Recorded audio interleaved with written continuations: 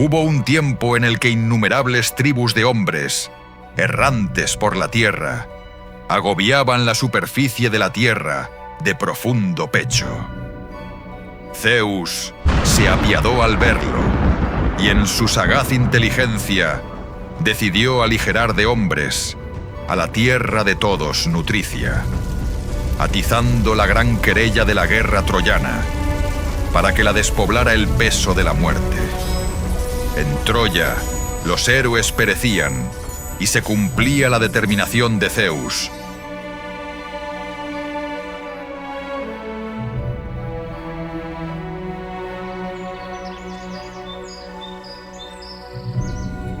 En la lejana antigüedad brillaba una ciudad.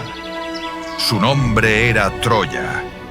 Su riqueza y su esplendor eclipsaban a todas las ciudades vecinas. Sus magníficas murallas, que decían habían sido construidas por los dioses, se alzaban como símbolo de poder y grandeza. El reino prosperaba con rapidez, y algunos aseguraban que, un día, Troya llegaría a superar incluso a la legendaria Atlántida.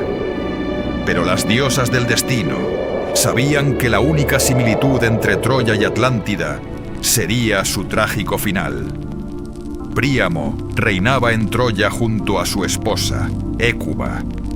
Ya habían sido bendecidos con su hijo Héctor, su primogénito, y la reina se hallaba de nuevo embarazada. La noche anterior al nacimiento del bebé, Hécuba tuvo una terrible pesadilla. En ella, la ciudad de Troya ardía en llamas. Alarmado por el sueño, el rey decidió visitar al oráculo para comprender su significado. La respuesta fue desesperada.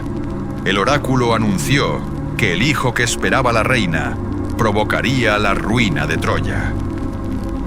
Ese mismo día, Hécuba dio a luz a un niño fuerte y sano. Pero para Príamo, solo existía una forma de impedir que la terrible profecía se cumpliera. El bebé debía ser sacrificado por el bien del reino.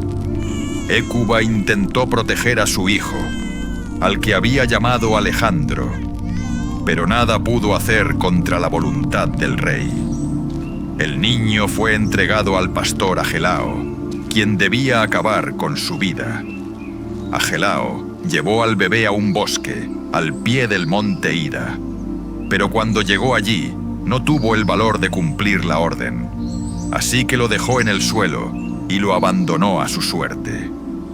Pasaron algunos días y la imagen del niño no dejaba de atormentar al pastor. Finalmente, decidió regresar al lugar donde lo había dejado. Para su asombro, el bebé seguía con vida. Había sido amamantado por una osa. Entonces Agelao comprendió que no era voluntad de los dioses que el pequeño príncipe de Troya muriera de aquel modo. Así, recogió al niño y lo crió como si fuera su propio hijo. El bebé recibió el nombre de Paris y creció junto a los demás hijos de Agelao. Con el tiempo, Paris se convirtió en un joven de extraordinaria belleza y gran fuerza física. Como su padre adoptivo, se hizo pastor. Llevaba una vida bucólica en el campo y amaba a la bella ninfa Enone, a quien juró amor eterno.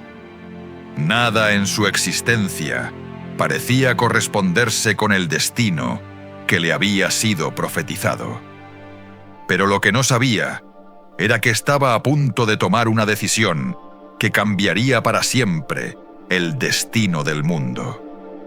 Un día, mientras cuidaba su rebaño, Paris advirtió que uno de sus jóvenes carneros se apartaba de los demás y se dirigía hacia una cueva cercana. Fue tras él para rescatarlo, pero al entrar en la cueva, se encontró con algo extraordinario. En su interior había 3 mujeres de belleza divina. El pastor no dudó de que solo podían ser diosas. Lo que el joven ignoraba era que estaba a punto de tomar una decisión que cambiaría para siempre la historia. Ese mismo día se celebraba la boda de la Nereida Tetis con el héroe Peleo. Para el banquete habían sido invitadas todas las deidades. Los dioses se entregaban a la celebración y al festín, pero alguien había sido excluida: Eris, la diosa de la discordia. Ofendida por el desaire, decidió que habría represalia. Sentadas a la mesa del banquete, Atenea, diosa de la sabiduría, Afrodita, diosa del amor, y Hera, reina de los dioses, conversaban amistosamente. Entonces Eris irrumpió y arrojó entre ellas una hermosa manzana dorada. Sobre ella podía leerse una inscripción: a la más bella. Aquella manzana pasaría a ser conocida como la manzana de la discordia. Las tres diosas la reclamaron al instante, pues cada una se proclamaba la más bella entre todas. Con un poderoso grito, Zeus puso fin a la disputa y declaró que semejante comportamiento no era digno de divinidades de su linaje. Pensó entonces en una forma de resolver aquel conflicto y decidió que un juez imparcial elegiría a la más bella de las diosas. La manzana fue entregada a Hermes, que conduciría a las diosas hasta el juez designado. Y, entre todos los hombres del mundo, fue elegido el joven pastor Paris. No era el más sabio, ni el más justo, ni el más preparado para una decisión semejante. Pero las Moiras, las damas del destino, ya habían tejido aquel futuro para él. Cuando conoció su cometido, las diosas se presentaron ante el pastor. Hera habló primero. «Soy Hera, esposa de Zeus. Elígeme como la más bella, y te haré el rey más rico de toda Asia. Te concederé un palacio comparable al Olimpo en esplendor». Después habló Atenea. «Soy Atenea, diosa de la guerra y de la sabiduría. Elígeme y serás el mayor general que jamás haya existido.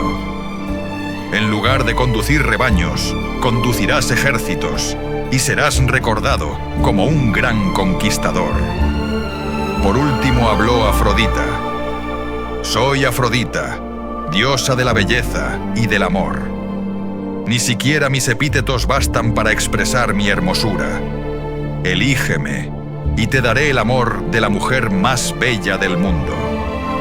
Entonces Afrodita mostró ante él la imagen de Helena de Esparta. El corazón de Paris se vio embargado por el deseo de poseer a una mujer tan hermosa, comparable solo con la propia diosa del amor. Y así, el joven entregó la manzana dorada a Afrodita, mientras la diosa de la belleza celebraba su victoria. El resentimiento germinó en los corazones de las dos diosas rechazadas.